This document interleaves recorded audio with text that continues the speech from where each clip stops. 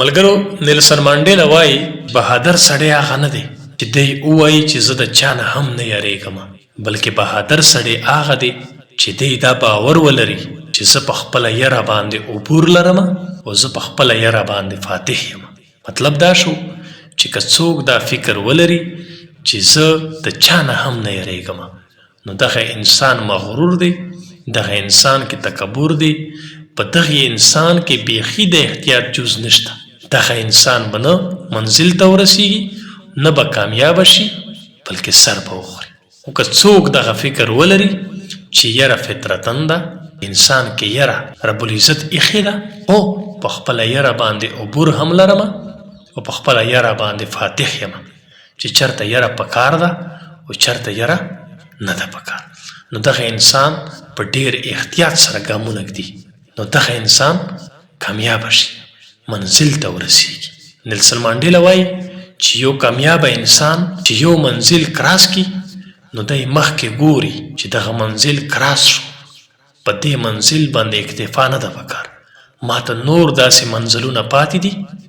چې هغه کراس کول دي، هغې ته رسېدل دي. ملګرو نیلسن مانډیلا مخکې وایي چې غربت په خیراتونو نه ختمیږي، غربت په انصاف ختمیږي. ملګرو که تاسو لږ ماضي وګورئ نو چې کله د شمالي وزیرستان اپریشن کېدو نو د وزیرستان غیرتي پیغلې ځوانان مشران د پاکستان مختلفو ضلعو ته لاړل، نو هلته ورته د راشن په نوم باندې خیراتونه وټاکل شول. دغه غیرتي پیغلې، دغه غیرتي ځوانان، دغه پیاوړي مشران به په لاینونو کې ولاړو او خیراتونه به یې ټولول.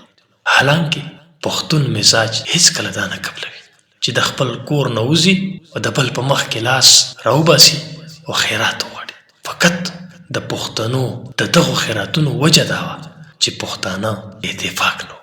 خو بیا هم موږ راویښ نه شو. نو ملګرو راځئ چې په ننني وخت کې موږ داسې مشران وټاکو چې په روان وخت کې نه په پښتون وطن باندې وینه تویه شي،